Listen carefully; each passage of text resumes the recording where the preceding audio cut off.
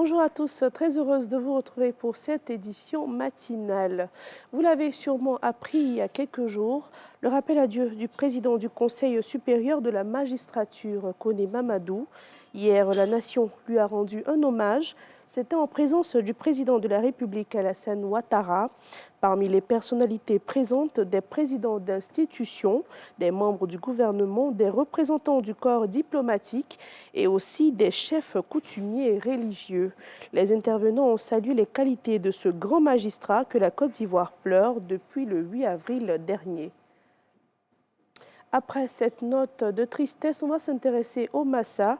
Au-delà des prestations, des formations artistiques, le Massa, c'est aussi la gastronomie. Au Palais de la Culture où se tiennent les festivités, un espace est dédié à la gastronomie. On y trouve une gamme variée de mets ivoiriens. Ismaël Deo et Khalid Diomandé.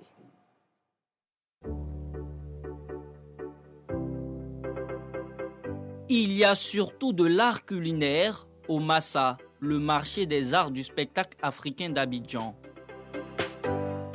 Dans l'effervescence de ce rendez-vous culturel, de nombreux restaurateurs proposent une gamme variée de mets aux visiteurs. Poulet, poisson braisé et viande de mouton, communément appelée choukouya.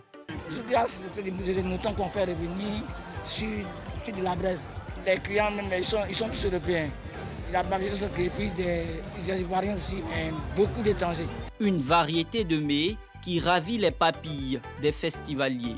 Moi j'aime varier en fait, donc je prends du poulet, des fois des brochettes, de la tiéké, bien voilà, à locaux, riz, et là c'est riz aux champignons et cuisses de poulet, et ça me va très bien, parfois un peu de poisson.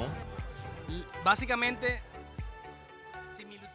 ce que j'ai remarqué, c'est que la gastronomie ivoirienne, c'est assez pimenté. Sinon, c'est quasiment les mêmes ingrédients que nous utilisons pour faire notre cuisine. Sinon, la gastronomie ivoirienne est très délicieuse, très intéressante. Une fois la nuit tombée, le flux de commandes s'intensifie. À feu de braise, tout est mis en œuvre pour régaler les visiteurs. Tout le monde est là, chacun veut commander, mais les soirs, ils préfèrent quelque chose de léger et nous, on leur fait ça spécialement. Ils aiment la soupe de cabri, escargot sauté, genre citrouille là, et le foufou. Mais le placali, c'est le las.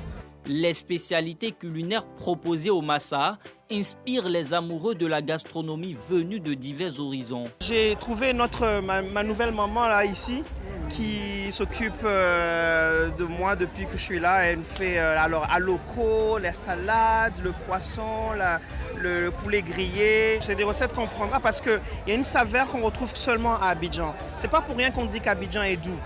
Donc voilà, donc je vais prendre le maximum et puis refléter ça dans mes aventures culinaires quand je serai à Toronto. Aujourd'hui, j'ai pris quelque chose de nouveau.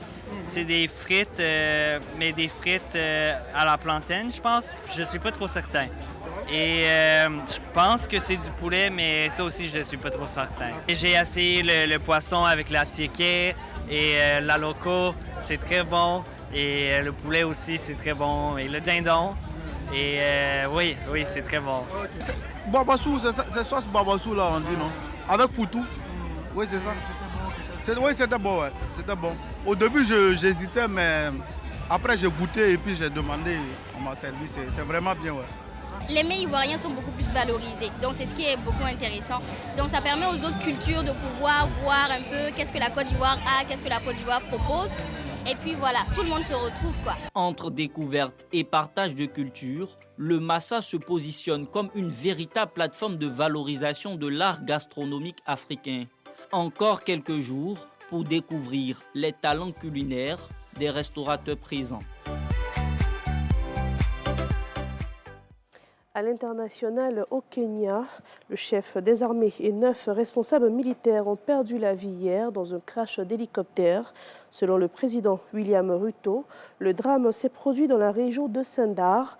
Ils étaient au nombre de 11 à bord de l'engin et 2 personnes ont survécu. L'accident a eu lieu alors qu'ils partaient inspecter les travaux de construction d'un centre de formation de recrues dans le comté voisin et l'appareil s'est écrasé peu après le décollage. Autre information en RDC, au moins 15 personnes ont été tuées cette semaine par des miliciens dans plusieurs villages, en Ituri, dans le nord-ouest.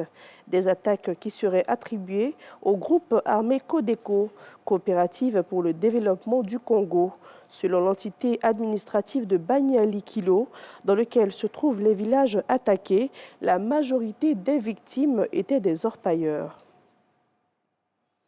C'est sur cette information que nous réformons ce journal. Merci à tous de nous avoir suivis. L'information revient à 7h.